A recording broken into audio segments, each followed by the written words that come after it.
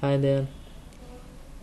তো গত ভিডিও পর্যন্ত আমরা এখানে ছিলাম, অ্যালার্ট নিয়ে কথা বলতেছিলাম। তো আমরা যদি দেখি অ্যালার্ট, হ্যাঁ অ্যালার্ট অ্যালার্ট এগুলা একটু দেখে নেবেন।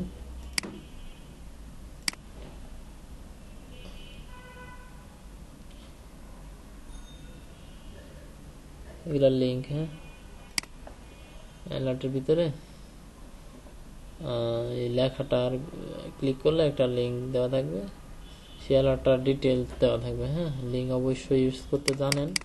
আর এখানে লিঙ্কটা জাস্ট এই লিঙ্কটা দিয়ে দিলেই হবে, এই মেসেজটার লিঙ্কটার ভিতরে এই লেখাটা দিয়ে দিলেই হলো। হ্যাঁ সিম্পল।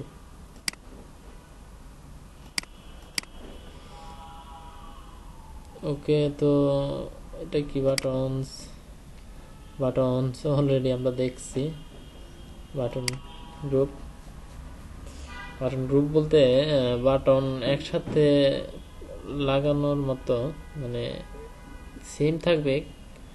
তো আমরা এখানে যে কোনো একটা ক্লিক করলে সেই ক্যাটাগরি, মানে আমরা ক্যাটাগরি দেখি না, সেই ক্যাটাগরি এটা দিয়ে আসলে করা, যে আমরা একই ডিজাইন থাকবে বাটনের। তো আমরা যদি এই ক্যাটাগরি ক্লিক করি তো ক্যাটাগরি চলে আসবে, এই জন্য আসলে ব্যবহার করা হয়। তো সিম্পল এটাও বাটন গ্রুপ কন্টেনার, একটা ডিবির ভিতরে ডিব বাটন গ্রুপ, বিটিএন গ্রুপ, আমরা টাইপ বাটন, আমাদের মেন কাজ হচ্ছে এটা ক্লাস বাটন প্রাইমারি। ঠিক আছে, এখানে যদি আমি সাকসেস দিই তাহলে মাঝখানের কালারটা চেঞ্জ হয়ে গেছে। হ্যাঁ যেভাবে ইচ্ছা করে নিতে পারি, সিম্পল। একটা ডিপ নেব, ডিপের ভিতরে বাটন গ্রুপ, অ্যান্ড এই বাটনগুলা ভিতরে যে বাটনগুলা নেব, যে কয়টা নিই আমি, আর যদি আমি এইগুলা কপি করে এগুলার পরে আমি পেস্ট করি, ততগুলাই চলে আসবে। হ্যাঁ মানে ক্যাটাগরি ততগুলো আমরা সাজিয়ে নেব, simple.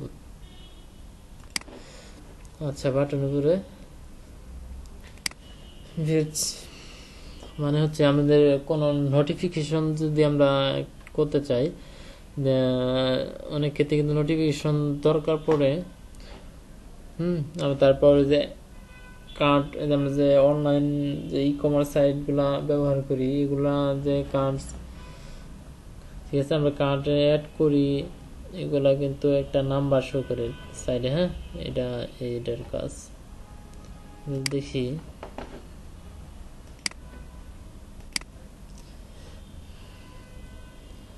Deep container h2 batch example, heading span plus batch secondary. হ্যাঁ সবগুলাই সেকেন্ডারি, মানে কালারটা বোঝাচ্ছে।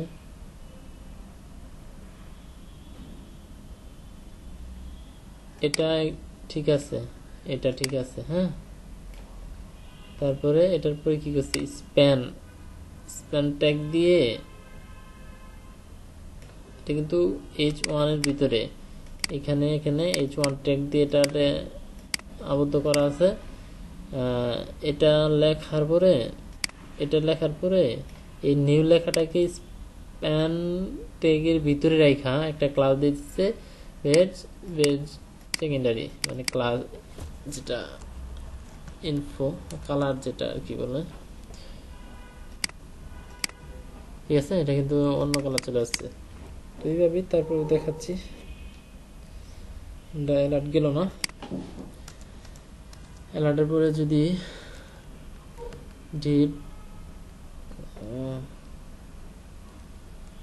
কি ছিল, কি নিয়ে কথা বলছিলাম আমরা,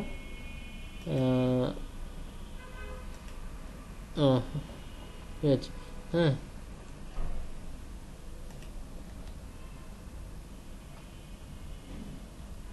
ডিপ তো সেই হিসেবে দরকার পড়তেছে না। H2 this is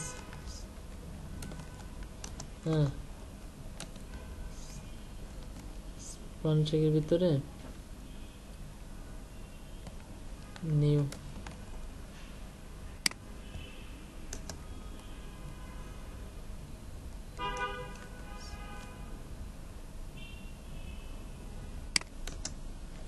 ক্লাস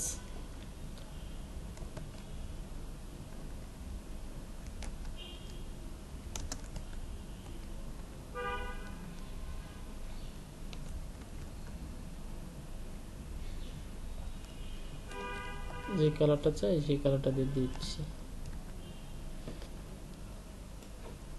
আমরা ডকুমেন্ট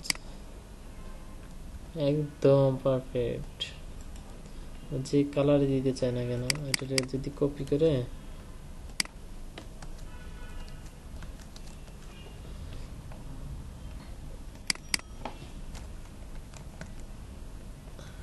জেন্ডার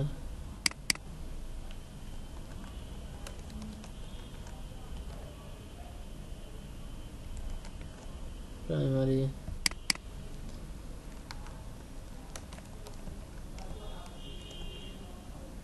অর্নিং,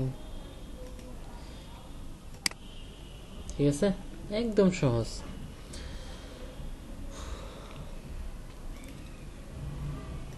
তো গেল এখানে ইনপুট দেওয়া আছে, লাইট ডার্ক, এই যে ডার্ক,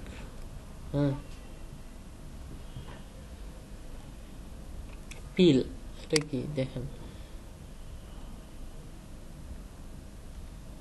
ইটস পিল। তারপরে যদি আমরা দেখি যে একটা, এটা যদি আমরা ট্রাই করি, এক্সাম্পল বাটন, দেখেন H2 নিচে, মানে এই টাইটেলটা নিচে, হেডিংটা, button type class button primary, নিচে বাটনের ভিতরে যে লেখাটা, এই লেখাটা নিচে, লেখাটা নেওয়ার পরে ওইটা আগেরটার মতোই প্যানট্যাগ নিয়ে বেজ লাইট, ওকে।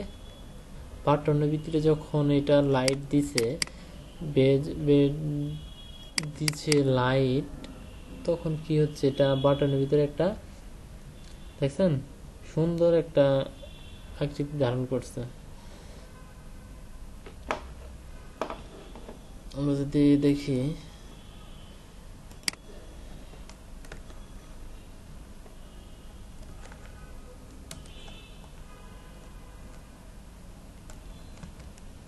বাটন,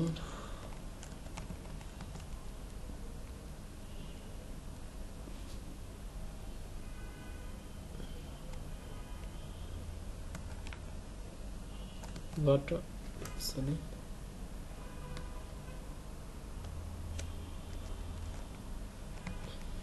বাটন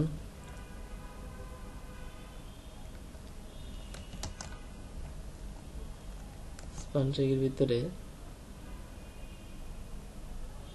5, 6 যাই দিই না কেন, আমরা এখানে যদি ক্লাস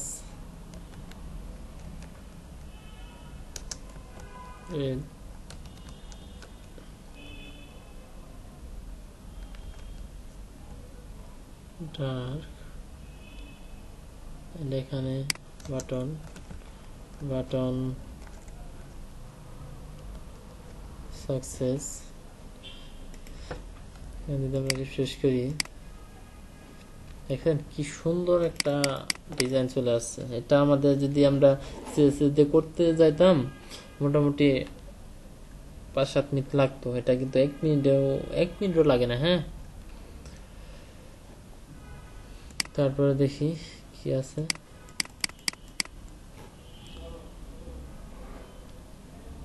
এগুলাই তো গেল।